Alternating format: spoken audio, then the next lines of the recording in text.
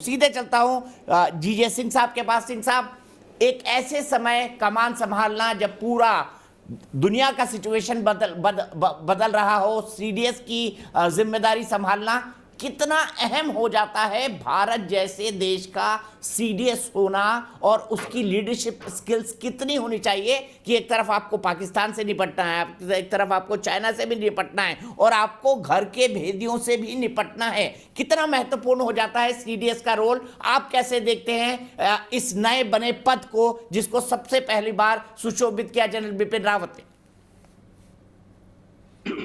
देखिए, सबसे पहले मैं कहूंगा कि जो ट्रांसफॉर्मेशन करनी होती है, जो चेंजेस लानी होती है, उसमें एक बहुत बड़ा चैलेंज आता है।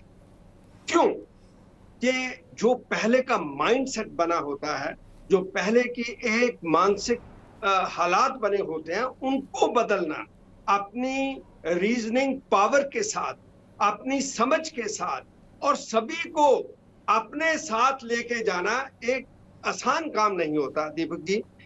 ये कहने को बड़ा आसान है, मगर करने में ये बहुत मुश्किल होता है।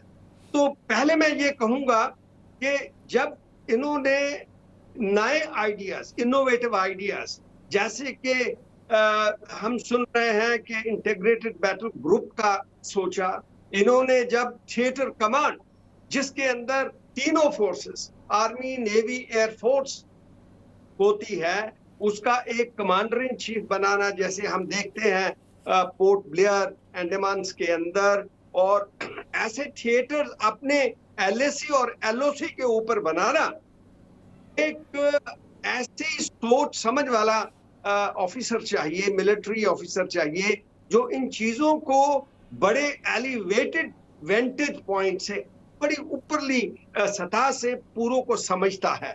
क्योंकि ये जो सब चीजें होती हैं, ये मिनिस्ट्री ऑफ डिफेंस में जाकर अप्रूवल लेना होता है, डिफेंस मिनिस्टर को कन्विंस करना होता है, प्राइम मिनिस्टर को कन्विंस करना होता है, फाइनेंस मिनिस्टर को कन्विंस करना होता है, और ऐसे ऑपरेशन में काफी दिक्कतें आती हैं। मगर मैं समझता हूं कि बिपिन रावत साहब ने बहुत ही ऑपोजिशन रेजिस्टेंस के बावजूद इसको बहुत ही उम्दा तरीका से निभाया। मुझे एक बात याद आ रही है कि जब ये इंटीग्रेशन की बात चली थी, तो उस टाइम इन्होंने एक बार कह दिया कि ये जो एयरफोर्स है, एयरफोर्स आर्मी की ऑक्सिलरी फोर्स है। तो इसके अंदर काफी लोगों ने एयरफोर्स करके, खास करके जो ऑफिसर थे, उन्होंने अपनी क्रिटिसिज्म किया इसका। वो बिल्कुल जायज कह लिए, ऑब्वियस था, वो होना था। मगर मैं उनकी बात से बिल्कुल ये सहमत था, क्योंकि बहुत से आजकल के जो नए पीढ़ी के बड़े ऑफिसर हैं, उनको ये शायद पता नहीं था कि दुनिया के अंदर दो प्रिंसिपल फोर्सेस दो ही होती हैं। एक होती है नेवी, दूसरी होती है आर्मी। नेवी को एरियल सपोर्ट चाहिए, तो उसकी एविएशन ब्रांच है, जैसे एयरक्राफ्ट कैरियर्स है हमारे पास। एविएशन आर्म के अंदर हमारे पास गोवा के अंदर, कोचीन के अंदर, बॉम्बे के अंदर, विशाखापट्टनम के शोर के ऊपर जहाज है, हेलीकॉप्टर है, जो सपोर्ट करते हैं। तो वो जो एविएशन ब्रांच है, वो हमारी एक ऑक्सिलरी फोर्स है नेवी को सपोर्ट करने के लिए।